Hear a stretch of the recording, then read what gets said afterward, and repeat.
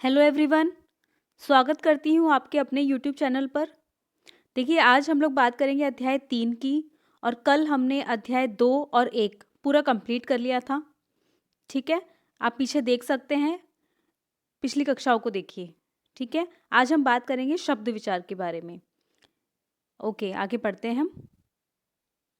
देखिए, प्रत्येक भाषा की अपनी ध्वनि व्यवस्था, शब्द रचना एवं वाक्य का निश्चित संरचनात्मक ढांचा तथा एक सुनिश्चित अर्थ प्रणाली होती है। भाषा की सबसे छोटी और सार्थक इकाई शब्द है। गौर करिएगा, यहाँ पर ये वाला क्वेश्चन बन जाता है। भाषा की सबसे छोटी और सार्थक इकाई कौन सी है? शब्द है। प्रश्न जब दिया जाता है बोर्ड की तरफ से, उसके जो उत्तर होते हैं वो इतने लुभावने होते हैं कि आपको लगेगा ये भी सही है, ये भी सही है, ये भी सही है और ये भी सही है। ठीक है, यहाँ पर आप ध्यान दीजिएगा, जब हमें चारों ही सही लगने लग जाते हैं, उसमें से एक को छांटना बड़ा मुश्किल हो जाता है। यहाँ पर आप एकदम ध्यान रखिए कि क्या बोला गया है।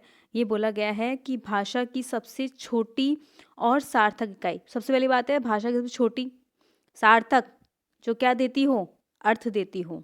ठीक है, शब्द कहते हैं। अगर मैं बात करूं यहाँ वर्ण की, तो क्या वर्ण वर्ण के बारे में कल हमने बात किया था ना।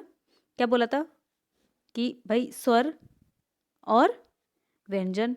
ठीक है, वर्ण बोला था इनको हमने। याद नहीं है तो पुरानी कक्षाओं को देखिए एक बार, सारी चीज़ें क्लियर हो जाएंगी। यहाँ पर बात जो की गई है वो है सार्थक इकाई। क्या वर्ण सार्थक इकाई है? नहीं है। सार्थक इकाई क्या है? जिसका कोई अपना अर्थ निकलता हो। ठीक है, वो क्या है? शब्द है। ठीक है, आगे चलते हैं। तो यहाँ वर्ण आंसर नहीं होगा, यहाँ क्या होगा? शब्द होगा। ठीक है, अब कह सकते हैं कुछ लोग कि शब्द से छोटा तो वर्ण होता है, तो ये सबसे छोटी बोली गई है। लेकिन साथ में आप देखिए, सार्थक इकाई भी कहा गया है जिसका अपना कोई अर्थ निकलता हो। वर्ण का कोई अर्थ निकल रहा है क्या? निकल रहा है क्या? मैं क्या बोल सकती हूँ? क ख ग घ, इनका कोई अर्थ है? नहीं है। तो क्या ये सार्थक इकाई है? नहीं है। ठीक है, तो सार्थक इकाई कौन सी हुई? शब्द हुई, जिसका अपना कोई अर्थ निकलता हो। ध्वनि समूहों की ऐसी रचना जिसका कोई अर्थ निकलता हो उसे शब्द कहते हैं। यहाँ पर भी देखिए, क्या निकलता हो? उसका अपना कोई अर्थ निकलता हो, उसे ही हम शब्द कहते हैं। जैसे कि आम, नाम, राम, अर्थ आ रहे हैं। कोई भी शब्द है उसके अर्थ आ रहे हैं। गेहूं, चींटी, खेत, अक्षर, घी। ठीक है, समझ गए? चलिए आगे चलिए, परिभाषा देख लेते हैं। एक या एक से अधिक वर्णों के, देखिए यहाँ पर देखना, एक या एक से अधिक वर्णों से बने सार्थक ध्वनि समूह को शब्द कहते हैं। क्या कहते हैं? शब्द कहते हैं। ऊपर मैं इतनी सब चीज़ें बता चुकी हूँ, वही इस परिभाषा में है। ठीक है, जैसे भाई दो वर्ण हैं, दो वर्ण को मैं जोड़ लेती हूँ। जैसे मैं कह देती हूँ घर बोल देती हूँ, है ना। एक वर्ण हो गया घ, दूसरा हो गया र। एक वर्ण, दूसरा वर्ण, जब ये दोनों जुड़ गए हैं तो ये एक सार्थक शब्द बन गया है। इसका अपना कोई अर्थ निकल रहा है, तब ये क्या कहलाएगा? शब्द कहलाएगा। क्या कहलाएगा? शब्द कहलाएगा। ठीक है, चलिए, आपको समझ में आ रही होगी। नहीं समझ में आ रहा, कमेंट कीजिए। हिंदी शब्द के जो भेद होते हैं ये देख लेते हैं हम एक बार, शब्द के भेद। हिंदी भाषा जहाँ अपनी जननी संस्कृत भाषा के समृद्ध शब्द भंडार से प्राप्त परंपरागत विकास के मार्ग पर बढ़ी, वहीं इसने अनेक भाषाओं के संपर्क से प्राप्त शब्दों से भी अपने शब्द भंडार में वृद्धि की है। ठीक है, क्या किया है? अपने शब्द भंडार में वृद्धि किया है। किसने? संस्कृत ने। ठीक है, साथ ही नए भावों, विचारों, व्यापारों की अभिव्यक्ति के लिए आवश्यकता अनुसार नए शब्दों की रचना भी पूरी उदारता एवं तत्परता से की है।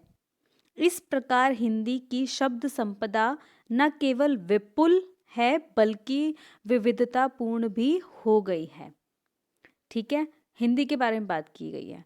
आपको पता ही है कि हम हिंदी जो है वो कहाँ से निकली है, कौन है उसकी जननी भाषा? तो साहब संस्कृत है।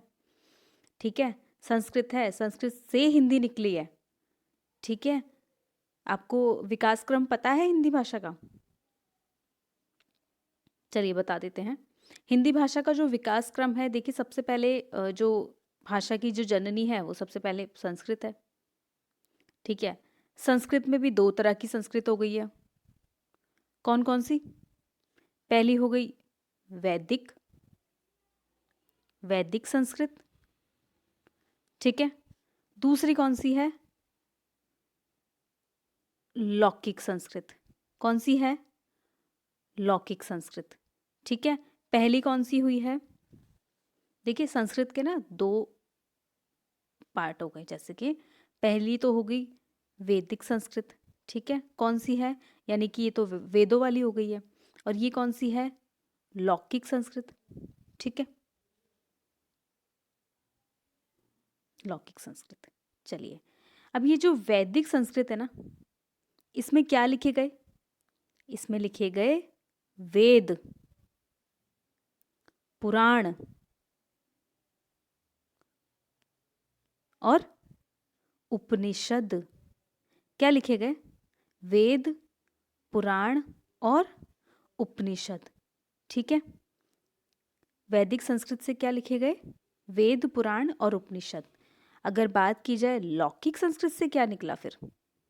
लौकिक संस्कृत में भी तो किसी रचना की गई होगी ना, कोई रचना तो की गई होगी लौकिक संस्कृत में भी। लौकिक का मतलब जो होता है, समझिए बात को, लौकिक का मतलब है आम लोगों की भाषा। क्या मतलब है? आम लोगों की भाषा। लौकिक का अर्थ है आम लोगों की भाषा, जो साधारण जनमानस है वो जो आपस में बात करते हैं उसको क्या बोला गया? लौकिक। अब लौकिक भाषा में क्या लिखा गया? लौकिक भाषा में लिखा गया रामायण। ठीक है, रामायण लिखा गया। क्या लिखा गया? महाभारत।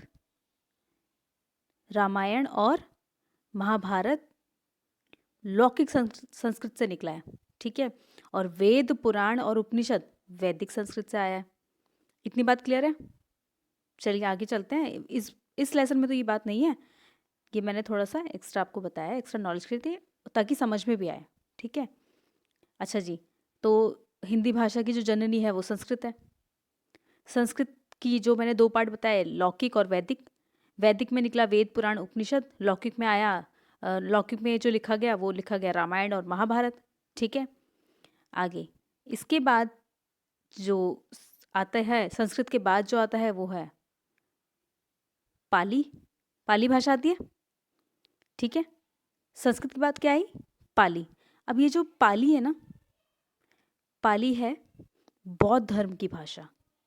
पाली क्या है? बौद्ध धर्म की भाषा। ठीक है, ये बात क्लियर है? अच्छा, अब संस्कृत के बाद पाली आई। पाली के बाद क्या आएगा? पाली के बाद आई प्राकृत। क्या आई? प्राकृत। ठीक है, कौन सी आई है? प्राकृत भाषा। प्राकृत भाषा में क्या लिखा गया है? जैन धर्म की भाषा है ये। ठीक है, जैन साहित्य, जैन धर्म की भाषा प्राकृत में लिखी गई है। ठीक है, किस में लिखी गई है? प्राकृत में लिखी गई है। आप थोड़ा राइटिंग पर फोकस मत करना, सुनने पर फोकस करना, क्योंकि मैं यहाँ पर अभी अपने फिंगर से लिख रही हूँ। ठीक है, बस आप सुनिए, जो मैं बोल रही हूँ उनको बहुत अच्छे से, बहुत ध्यान से सुनिए। प्राकृत यानी कि जैन धर्म की भाषा, जिसमें जैन साहित्य लिखा गया। अच्छा जी, बात कर ली हमने, संस्कृत आई है। संस्कृत के बाद आई पाली, पाली के बाद आई प्राकृत। अब कौन सी आती है? अब आती है अपभ्रंश। अपभ्रंश। ठीक है, कौन सी आई? अपभ्रंश। ठीक है, जिसे ऐसे हम लोग मतलब बोल देते हैं खिचड़ी भाषा। खिचड़ी भाषा भी बोल देते हैं, मिली जुली है। ठीक है, अब अपभ्रंश का अपना एक और प्रकार है जो कि है शौरसैनी अपभ्रंश। कौन सा है? शौरसैनी अपभ्रंश कह दो या अपभ्रंश कह दो, कोई दिक्कत नहीं है। आप शौर से अपभ्रंश पहले आएगा, फिर अपभ्रंश से जो निकला है वो शौर सैनी अपभ्रंश निकला है। अच्छा, अपभ्रंश के बाद क्या आया? अपभ्रंश के बाद आई हमारी हिंदी। कौन सी आई है? हिंदी आई है। ठीक है, तो हिंदी ने तो हजारों वर्षों की यात्रा की है। संस्कृत के बाद हिंदी तक आने में इसने हजारों वर्षों की यात्रा कर ली है। ठीक है, तो अब शब्दों में थोड़ा सा परिवर्तन क्यों, बहुत ज़्यादा परिवर्तन होगा। ठीक है, संस्कृत के बाद आई पाली, पाली के बाद आती है प्राकृत, फिर आती है अपभ्रंश, और उसके बाद आती है हिंदी। ठीक है, आप समझ रहे हो कितना लंबा, मतलब कितना लंबा समय लग चुका है संस्कृत से हिंदी में आने में। तो हमारी जो हिंदी भाषा है उसकी जननी कौन हुई? बिल्कुल संस्कृत हुई। ठीक है, कौन हुई? संस्कृत हुई। चलिए, मैं इसलिए इतना बता रही हूँ क्योंकि अब जो हम पढ़ रहे हैं ना तत्सम तद्भव, उसमें आपको संस्कृत और हिंदी दोनों के बारे में पता चलेगा। ठीक है, शब्द की उत्पत्ति, ये वाला ध्यान देना, शब्द की उत्पत्ति, रचना, प्रयोग एवं अर्थ के आधार पर शब्द के भेद किए गए हैं, जिनका विस्तृत विवरण इस प्रकार है। सबसे पहला हम देख लेते हैं उत्पत्ति के आधार पर। हिंदी भाषा में संस्कृत, विदेशी भाषाओं, बोलियों एवं स्थानीय संपर्क भाषा के आधार पर निर्मित शब्द शामिल है। अतः उत्पत्ति या स्रोत के आधार पर हिंदी भाषा के शब्दों को निम्नांकित उपभेदों में बांटा गया है। तत्सम और तद्भव, तो ये तो हुआ उत्पत्ति के आधार पर। किसके आधार पर? उत्पत्ति के आधार पर। ठीक है, देखने में तो बहुत इजी टॉपिक लगता है कि हाँ जी तत्सम है तद्भव है, लेकिन जब क्वेश्चन आता है और उसके 4 ऑप्शन होते हैं ना, तो वहाँ गड़बड़ हो जाती है। ठीक है, समझना। हाँ जी, तो हम बात कर रहे हैं तत्सम की। ठीक है, तो ये तत्सम का जो अगर मैं टुकड़ा करूं तो ये है तत् धन सम। क्या है? तत् धन सम। तत् धन सम का अर्थ उसके समान पूछा गया है। ये वाला क्वेश्चन आ चुका है। तत् धन सम का अर्थ क्या है? उसके समान, यानी तत् क्या हो गया? उसके, सम क्या हो गया? समान। ठीक है, चलिए, तत् धन सम, उसके समान।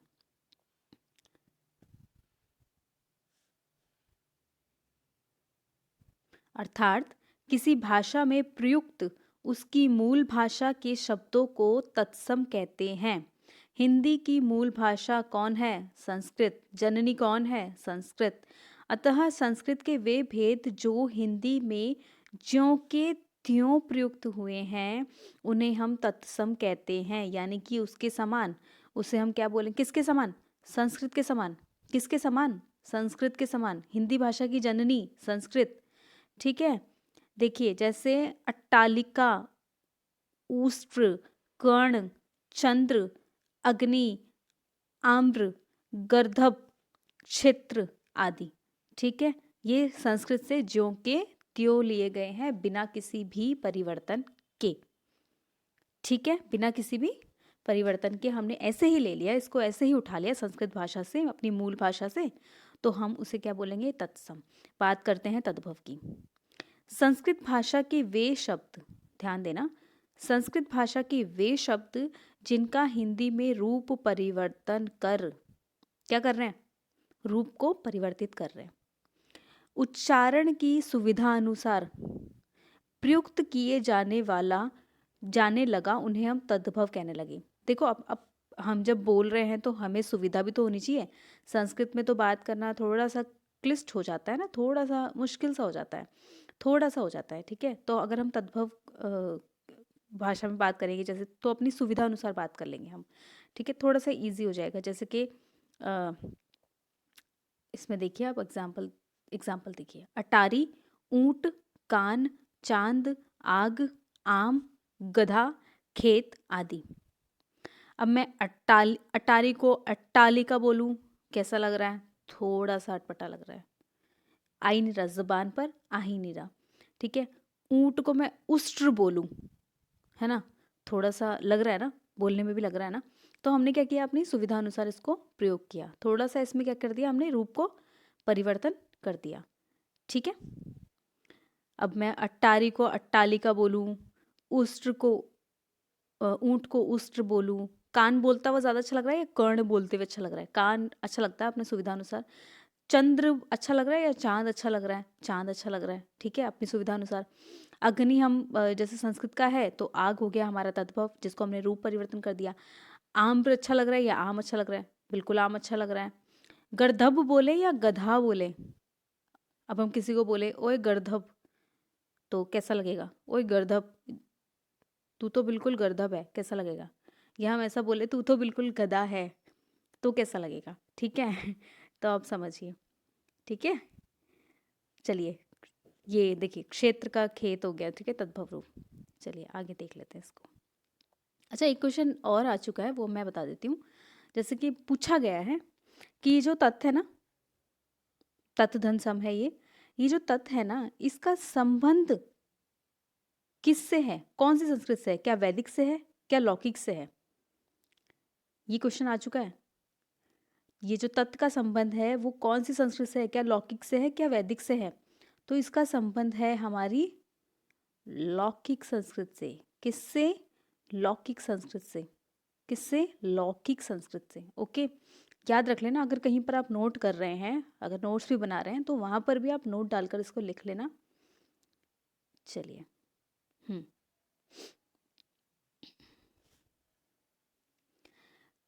ये अब नीचे ना बहुत सारे जैसे आपको मिलेंगे, तत्सम तद्भव मिलेंगे, शब्दों की सूची मिलेगी, उसको बड़े ही ध्यान से आप देखना और सुनना।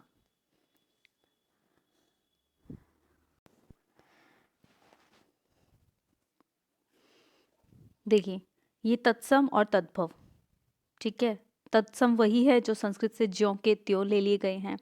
तद्भव वे हैं जिसमें परिवर्तन किया गया है अपनी सब सुविधा अनुसार, ठीक है, मुख सुख के लिए।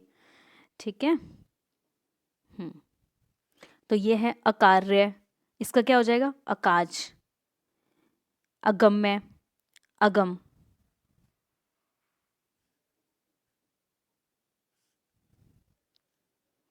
आश्चर्य, अचरज। अक्षत, अच्छत। अट्टालिका, अटारी। अज्ञानी, अनजाना। ठीक है, अंधकार, अंधेरा। अमावस्या, अमावस। अक्षर, आखर।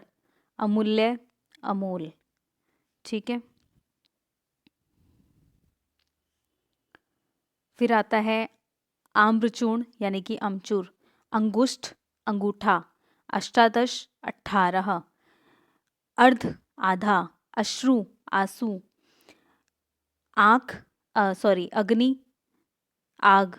अन्न, अनाज। अमृत, अमीय। आम्र, आम, ऊपर भी आ गया शायद ये तो। अर्पण, अर्पण। आखेट, अहेर। अगणित, अनगिनत। आश्विन, आसोज। आलस्य, आलस। इसी तरह से गर्दभ, गधा। कर्म, काम।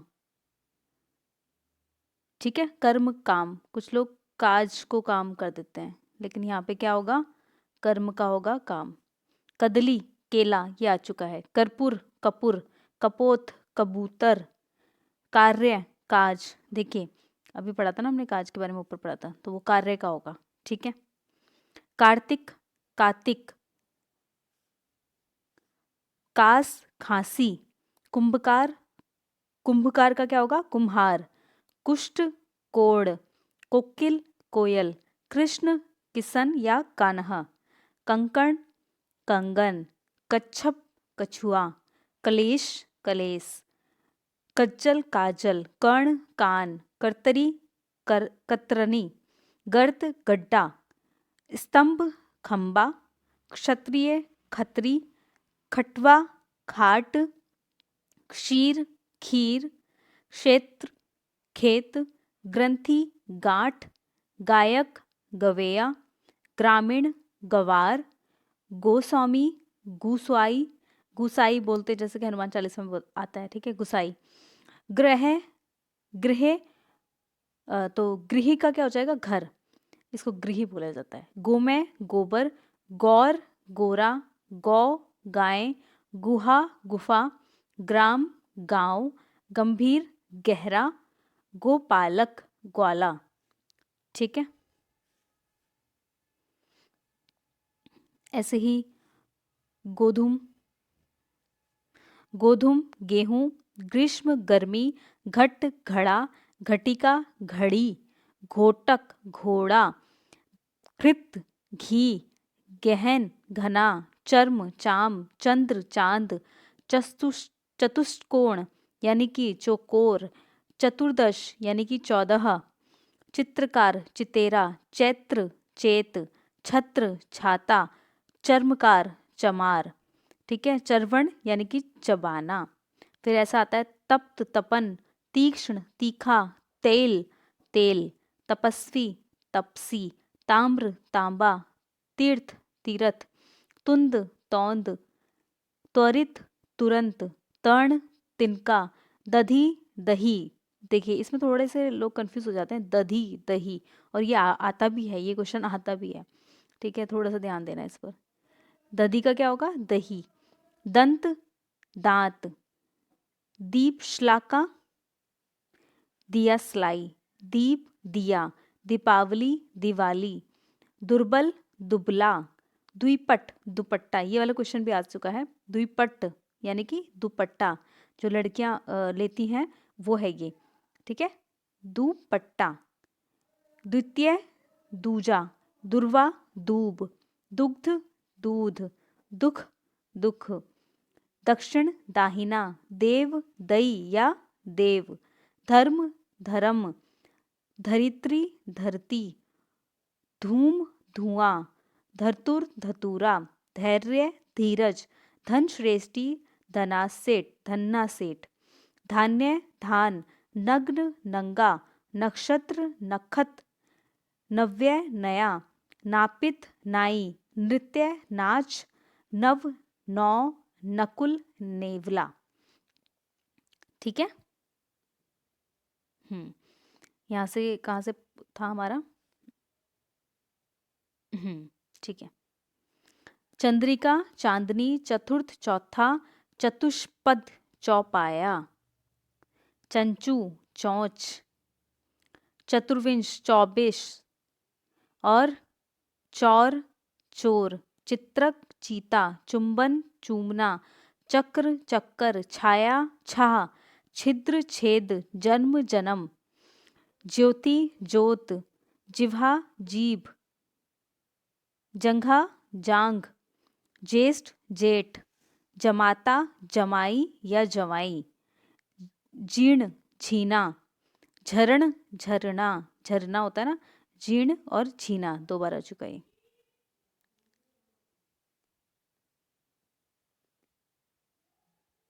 हाँ, इसमें काफ़ी सारे हैं, आप इसको एक बार पढ़िएगा तो आपको याद होने शुरू हो जाएंगे। आज हम तत्सम तद्भव ही करेंगे, ठीक है। नयन नैन, निम्ब नींब, ये पुस्तक जो है ना, इसमें से क्वेश्चन बनते हैं, तो आप इसको नज़रअंदाज नहीं कर सकते हैं, ठीक है, ध्यान से देखो इसको।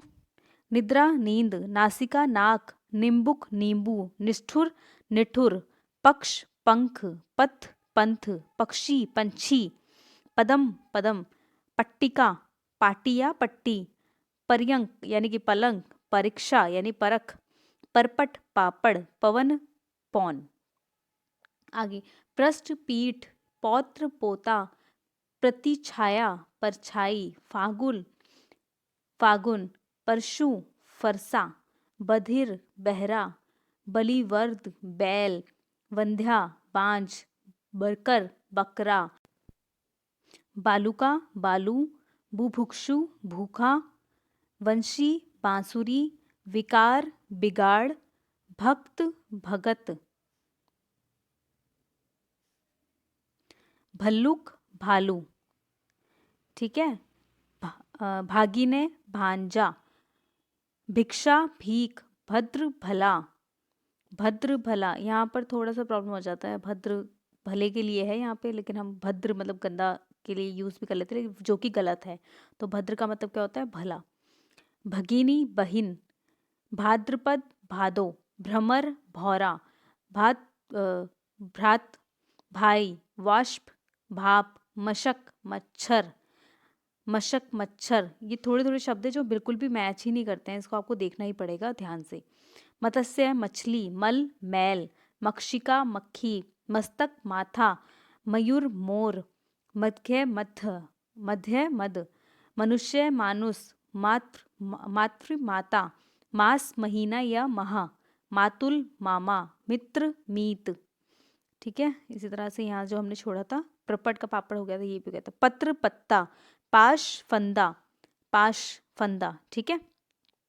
पाद पैर, पाषाण पाहन, पुछ पूछ, पुष्कर पोखर, पिपासा प्यास, पीत पीला, पुत्र पूत, पुष्प पुहुप, पंक्ति पंगत, प्रहर पहर, पानीय पानी, पूर्ण पूरा, पंचम पांचवा, पूर्व पूरब, प्रिय पिय, प्रस्तर पत्थर, पित्र पितर और प्रकट प्रगट, ठीक है। मुक्ता मोती, मुक्ता मोती और वणिक बनिया, मुख मुह, मेघ मेह, मृत्यु मौत, शमशान मसान, यति जति, यजमान जजमान, यमुना जमुना। एक चीज आप नोटिस करना है यहाँ पर, देखिए यह परिवर्तन होता है ज में, ठीक है।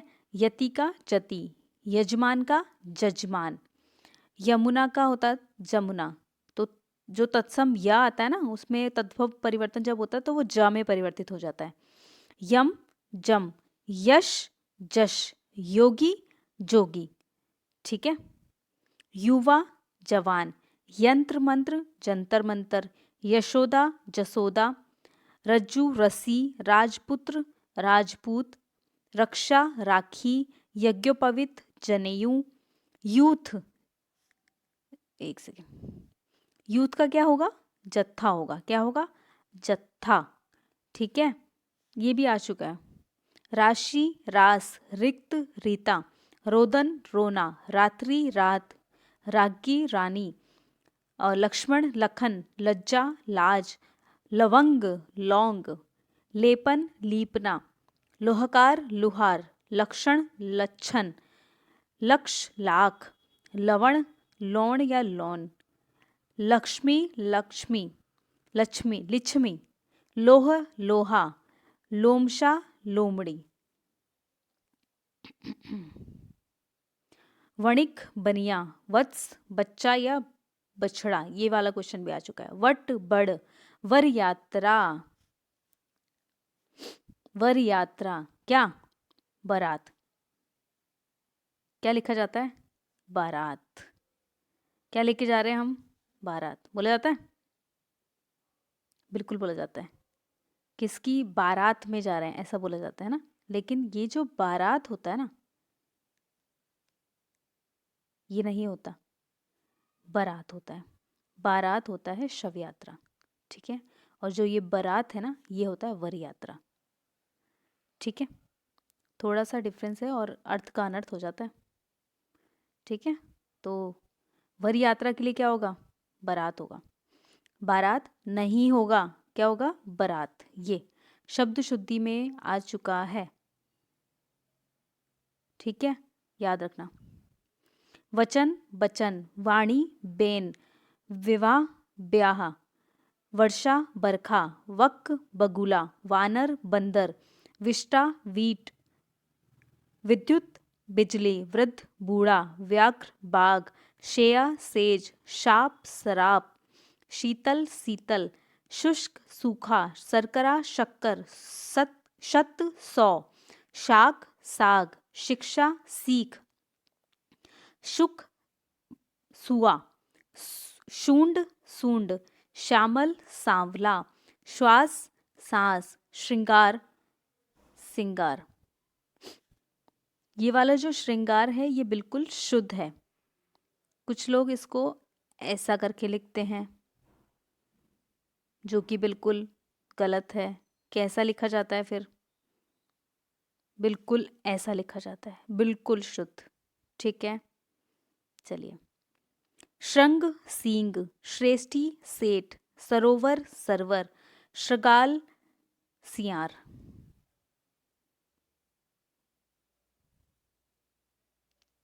श्रावण सावन, षोडश 16, सप्तशती सतसई, संध्या सांझ, सपत्नी सौत, सपत्नी सौत, सर्प सांप।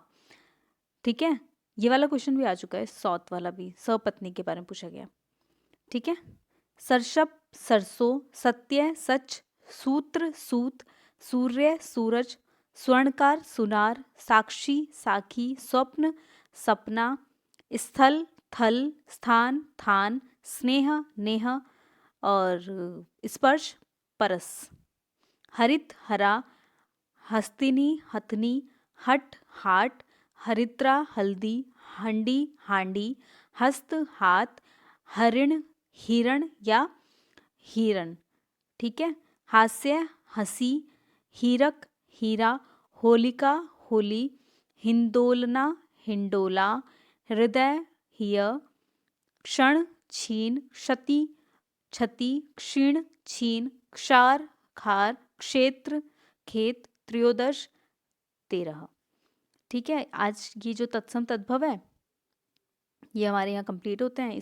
इसको आप बार बार देखिए, बार बार सुनिए। जितनी बार आप इसको आंखों से निकालेंगे, जितनी बार आप इसको कानों से सुनेंगे, ये उतना ही क्लियर होगा। ठीक है, क्योंकि बहुत ज़्यादा होते हैं, बहुत ज़्यादा होते हैं, तो इस कारण से मुश्किल आ जाती है। ठीक है, कई बार 4 ऑप्शन को देखकर, इतने मनमोहक ऑप्शन जो होते हैं उनको देखकर हम लोग खुद ही कन्फ्यूज हो जाते हैं कि क्या लगाना चाहिए। तो हमें क्या करना है, इसको बार बार सुनना है, बार बार देखना है। तत्सम तद्भव, जहाँ भी ग्रामर आएगी आपकी, व्याकरण आएगी, हिंदी व्याकरण, जिस भी परीक्षा में, वहाँ तत्सम और तद्भव को हम छोड़ नहीं सकते। ठीक है, ये हमें पढ़ना ही होता है। ठीक है, कल जब हम पढ़ेंगे वो देशज शब्द के बारे में, देशज के बारे में पढ़ेंगे। ठीक है, मैं बताऊंगी इसके बारे में। चलिए बात करते हैं। लेसन बड़ा है, बिल्कुल बड़ा है, और काम का भी है, नज़रअंदाज नहीं कर सकते हैं, अछूता छोड़ ही नहीं सकते हैं बिल्कुल भी। तो कीप लर्निंग, पढ़ते रहिएगा। जो भी समस्या हो कमेंट करें। ठीक है, धन्यवाद दोस्तों।